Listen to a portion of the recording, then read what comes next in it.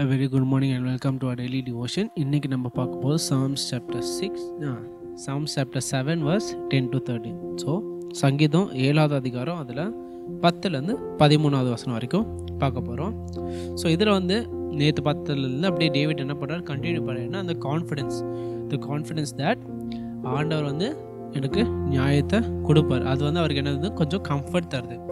என்ன சொல்கிறாருன்னா, ஆண்டவர் பொறுமை உள்ளவர். God is a patient God, but he is not indifferent to wickedness. அவர் பொறுமையுள்ள இரக்கமுள்ள ஆண்டவராக இருந்தாலும் அவர் ஒரு லிமிட்டு மேலே துர்மாக்கனுக்கு கண்டிப்பாக என்ன பண்ணுவார், தண்டிப்பாருன்னு இங்கே ஒரு ஞாபகப்படுத்துகிறார். அவர் கிருபையினால என்ன சொல்கிறாரு, because of his mercy he will give time. அவர் கிருபையினால நம்மளுக்கு டைம் தருவார், நம்ம திரும்புறதுக்கு, மனம் திரும்புறதுக்கு, to repent he will give us time. ஆனால் திரும்பலைன்னா அதாவது நம்ம வழி மாறலைன்னா, தவறான வழியிலேருந்து சரியான வழி மாறலைன்னா கண்டிப்பாக இறுதியில் என்ன பண்ணுவார் ஆண்டவர், அது நம்மளுக்கு கொடுக்க வேண்டிய அந்த பனிஷ்மெண்ட்டை, அந்த துர்மார்கனுக்கு கொடுக்க வேண்டிய தண்டனையை கண்டிப்பாக கொடுப்பார். ஸோ டேவிட் இங்கே வெரி சிம்பிளாக என்ன சொல்கிறாங்கன்னா, ஆண்டவரோட கிருபையை ஒரு வீக்னஸாக நினைக்கக்கூடாது. நான் தப்பு பண்ணிட்டேன், எனக்கு எதுவும் ஆகலை, அதனால திரும்பி பண்ணுறேன்னு என்ன பண்ணக்கூடாது. ஆண்டவரோட அந்த கிருபையை நம்ம வீக்னஸாக இருக்கும். நியாயமான ஆண்டவர் நம்ம தப்பு பண்ணால் கண்டிப்பாக தண்டனை கொடுப்பாரு. ஆனால் அவர் கிருபையினால ஒரு வாட்டி மன்னிச்சு விட்டா நம்ம என்ன பண்ணக்கூடாது, அதை அட்வான்டேஜ் எடுக்கக்கூடாதுன்னு டேவிட் இங்கே ஒரு சின்ன ரிமைண்டர் தான் பண்ணுறேன். ஸோ அதை அப்புறம் பார்க்கலாம். ஆனால் இப்போதைக்கு நம்ம ஃபோக்கஸ் பண்ண போகிற verse verse 11. So Psalms chapter 7 verse 11 which is, God is a just judge and God is angry with the wicked every day. இன்னொரு வாட்டி சொல்கிறேன், God is a just judge and God is angry with the wicked every day. So இதுலேருந்து நம்ம எடுக்க போகிற takeaway என்னென்னா, தான் நான் சொல்லி முடித்த மாதிரி அந்த சம்மரியில் விச் இஸ், நம்ம ஆண்டவர் நம்மளுக்கு அவர் கிருபையில் நம்மளுக்கு என்ன பண்ணுறாரு, நம்ம பண்ணுற தப்புங்களுக்கு மன்னிப்பார். ஆனால் அந்த மன்னிப்பை, அந்த கிருபையினால் அவர் கொடுக்குற அந்த மன்னிப்பை அந்த forgiveness we should not take it for granted. We should not take God's mercy for granted. அவர் மன்னிக்கிறாரு, அதனால் நான் இன்னொரு வாட்டி பண்ணுறேன், எத்தனை வாட்டி பண்ணாலும் அவர் எனக்கு கான்சிக்வன்ஸே இருக்காது. No matter how many times I do the same mistake, I will not face any கான்சிக்வன்ஸை நினைக்கூடாது. Like after a certain point God will take action. அதுக்கடுத்து நம்ம ஆண்டவர் மேலே பள்ளி சொல்லக்கூடாது.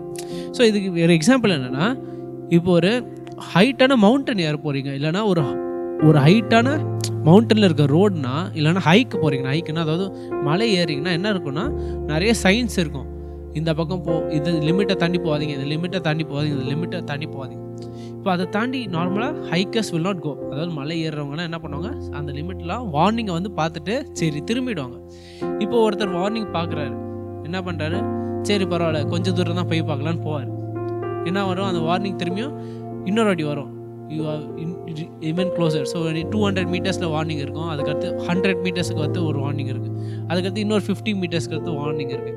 அவர் என்ன பண்ணுறாரு, இந்த 2 வார்னிங்கை தாண்டி போயாச்சு, இதையும் தாண்டினா ஏதோ நடக்குமா இல்லைன்னு அவர் என்ன பண்ணுறாரு, போகிறார். அடுத்து இன்னொரு 10 மீட்டர் கழிச்சு வார்னிங் இருக்குது. கடைசியில் பண்ணுற வார்னிங் இக்னோர் பண்ணி, ஏன்னா ஒரு ஹைட்டான ஒரு மலையில் இருக்கார். ஸோ அங்கே ரொம்ப ஃபாகியாக இருக்குது. ஃபாகின்னா என்ன தெரியுமா, ஒரு பனிக்குற்றமாக இருக்குது. ஸோ இட்ஸ் வெரி ஃபாகி, அவங்களால பார்க்க முடியல. ஸோ என்ன ஆகுது, கடைசியில் வார்னிங் மட்டும் ப்ரைட்டாக இருந்தது, தெரிஞ்சது. ஆனால் அந்த வார்னிங் அவர் இக்னோர் பண்ணி என்ன பண்ணார், ஏறி கடைசியில் என்ன ஆகுறாரு, வழியே இல்லாமல் ஒரு இடத்துல வலிக்கு கீழே விழுறார். ஸோ அது மலையோட தப்பா, அந்த இடத்துல யாரோட தப்பு, வார்னிங் சைன் கரெக்டாக என்ன சொல்லிச்சு, தெர் இஸ் டேஞ்சர் தேர், அதாவது இது பண்ணால் இதுக்கு மேலே போனால் உங்களுக்கு ஆபத்துன்னு போட்டுச்சு. இல்லை அந்த மலையோட தப்பா, இல்லை அதான் மலையோட நேச்சர். மலை அப்படி தான் இருந்தது எப்போத்துல இருந்தோம். மலை அந்த வழி அந்த இடத்துல அந்த மாதிரி தான் ஒரு ஓட்டையோடு இருந்தது.